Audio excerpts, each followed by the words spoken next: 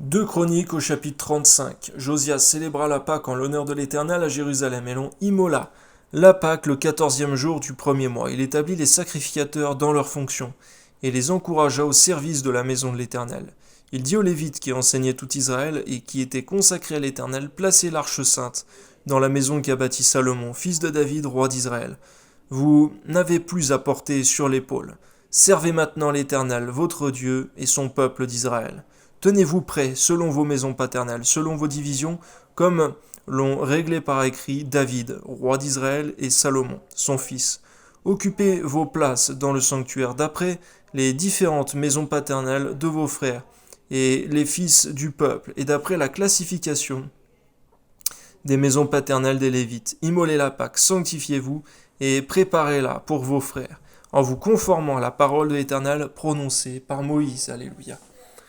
Josias donna aux gens du peuple, à tous ceux qui se trouvaient là, des agneaux et des chevreaux au nombre de 30 000.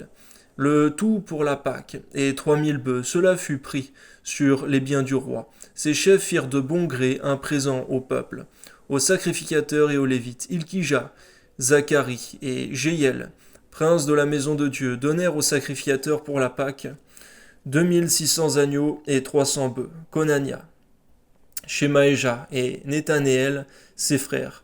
Akabia, Jéiel et Josabad, chefs des Lévites, donnèrent aux Lévites pour la Pâque 5000 agneaux et 500 bœufs. Le service s'organisa et les sacrificateurs et les Lévites occupèrent leur place, selon leur division d'après l'ordre du roi. Ils immolèrent la Pâque, les sacrificateurs répandirent le sang qu'ils recevaient de la main des Lévites, et les Lévites dépouillèrent les victimes. Ils mirent à part les holocaustes pour les donner aux différentes maisons paternelles des gens du peuple, afin qu'ils les offrissent à l'Éternel, comme il est écrit dans le livre de Moïse, et de même pour les bœufs. Ils firent cuire la Pâque au feu selon l'ordonnance, et ils firent cuire les choses saintes dans les chaudières, des chaudrons et des poêles, et ils s'empressèrent de les distribuer à tout le peuple. Ensuite ils préparèrent ce qui était pour eux et pour les sacrificateurs, car les sacrificateurs fils d'Aaron furent occupés jusqu'à la nuit à offrir les holocaustes et les graisses. C'est pourquoi les Lévites préparèrent pour eux et pour les sacrificateurs fils d'Aaron. Les chantres, fils d'Asaph, étaient à leur place, selon l'ordre de David, d'Asaph, d'Éman et de Jéduthun, le voyant du roi. Et les portiers étaient à chaque porte, et ils n'eurent pas à se détourner de leur office, car leurs frères les Lévites préparèrent ce qui était pour eux. Ainsi fut organisé ce jour-là tout le service de l'Éternel pour faire la Pâque et pour offrir des holocaustes sur l'autel de l'Éternel, d'après l'ordre du roi Josias. Les enfants d'Israël qui se trouvaient là célébrèrent la Pâque en ce temps et la fête des pains sans levain pendant 7 jours. Aucune Pâque pareille à celle-là n'avait été célébrée en Israël depuis les jours de Samuel le prophète, et aucun des rois d'Israël n'avait célébré une Pâque pareille à celle que célébrèrent Josias et les sacrificateurs et les Lévites, tout Juda et Israël qui s'y trouvaient, et les habitants de Jérusalem. Ce fut la 18e année du règne de Josias que cette Pâque fut célébrée. Merci Seigneur, parce que s'il y a dans le monde des fêtes qui ont beaucoup d'ardeur, mais qui sont pour le monde, pour l'ennemi de nos âmes, Seigneur, à combien doit-on te célébrer, toi, le Dieu vivant et vrai, le Dieu qui a sauvé nos âmes, et qui nous garde dans ton salut par ta grâce, entre tes mains, Amen. Après tout cela, après que Josias eut réparé la maison de l'Éternel, Néco, roi d'Égypte, monta pour combattre à Carchemish sur l'Euphrate. Josias marcha à sa rencontre et Néco lui envoya des messagers pour dire « Qu'y a-t-il entre moi et toi, roi de Juda? Ce n'est pas contre toi que je viens aujourd'hui, c'est contre une maison avec laquelle je suis en guerre, et Dieu m'a dit de me hâter.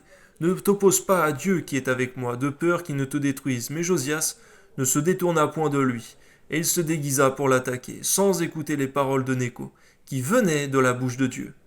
On voit, Seigneur mon Dieu, qu'on ne doit pas être trop orgueilleux quand on croit être juste. Donne-nous aussi de toujours, Seigneur mon Dieu, croire qu'il y a aussi tes serviteurs qui peuvent venir d'autres parties du monde, Seigneur. D'autres ministères également. Il s'avança pour combattre dans la vallée de Megiddo. Les archers tirèrent sur le roi Josias, et le roi dit à ses serviteurs « Emportez-moi, car je suis gravement blessé. » Oui, c'est vrai que ce n'est pas sans conséquence qu'on s'oppose, Seigneur, à tes serviteurs, d'où qu'ils viennent. Amen.